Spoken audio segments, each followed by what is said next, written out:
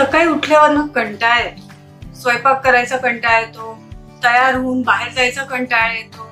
कधी कधी आपण घरात एकटं असलो तर स्वतःसाठी नाश्ता किंवा ब्रेकफास्ट करायचा पण कंटाळा येतो. घरातली कामं उरकायचा कंटाळा येतो. बाप रे, किती तो कंटाळा. मैत्रिणींनो, आपल्या सगळ्यांना कधी ना कधीतरी कंटाळा येतो, पण ह्या कंटाळ्याच्या मागचा मेन शत्रू जो कोण असतो तो म्हणजे आळस. आळस ही एक अशी गोष्ट आहे मैत्रिणींनो, ज्याच्यामुळे आपल्या आयुष्यातली डेव्हलपमेंट थांबते आणि आपण आयुष्यात पुढे जाऊ शकत नाही. मला तर असं वाटतं सगळ्या माझ्या मैत्रिणींनी खूप आनंदी राहावं आणि एनर्जेटिक राहावं, पॉझिटिव्ह राहावं. तर हा जो आपला शत्रू आहे तो म्हणजे आळस, ह्याला आता आपण कसं मात द्यायची आजच्या या व्हिडिओमध्ये आपण शिकणार आहे. तर काही ना काहीतरी करायलाच पाहिजे जेणेकरून तो स्वतःला डिस्कवर करू शकेल. तर सर्वात पहिली जी गोष्ट येते की आपण आळस आपल्याला मुख्यतः काय येतो, तर आपण एकतर सेटल झालेलो असतो, आपल्याला खूपशी फायनान्शियल गरज सुद्धा नसते. दुसरी गोष्ट म्हणजे आपल्या समोरनं गोल्स नसतात. गोल्स म्हणजे काय, तर ध्येय.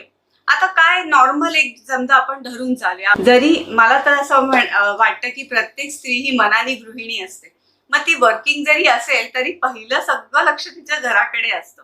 पण आता जर का आपण पूर्णपणे गृहिणी आहोत, होममेकर आहोत, तर आपल्या पुढे असे ध्येय काय असतात सकाळी उठल्यावर, की बाबा घर आवरायचंय, देवपूजा पण म्हटलं की एनर्जेटिक पाहिजे, फ्रेश पाहिजे. आणि आपल्याला आळस दूर केल्यानंतर एक गोष्ट लक्षात येईल की आपल्यामध्ये भरपूर पोटेन्शियल असतं, आपण खूप काही करू शकत असतो, पण आपण ना कधी एक्सप्लोरच करत नाही, आपण बघतच नाही. आपल्याला वाटतं की ठीक आहे, घर सांभाळलं म्हणजे झालं, पण असं नाहीये. मी हे माझ्यावरून सांगते, मी पण कित्येक वर्ष होममेकर होते, आता सुद्धा आहे, पण मी एवढ्या सगळ्या गोष्टी करू शकते हे मला ध्यानी मनी सुद्धा नव्हतं. जेव्हा मी हळूहळू काम करायला लागले त्यावेळेस मला एक एक गोष्टी उलगडत गेल्या की अरे बाबा, आपल्याला हे जमतंय, ते जमतंय.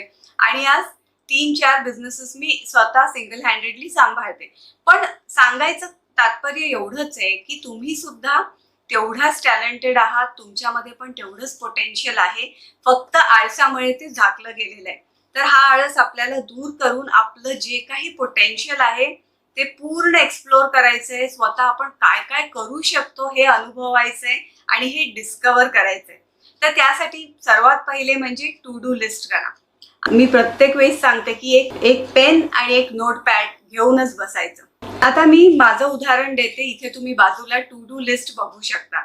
फर्स्ट काय आहे तर व्हिडिओ मेकिंग आहे, त्याच्यानंतर काय आहे, स्क्रिप्टिंग आहे, त्याच्यानंतर आहे इवा फॅशन कलेक्शनच्या वेंडरची मीटिंग. त्याची लोक नवीन आहेत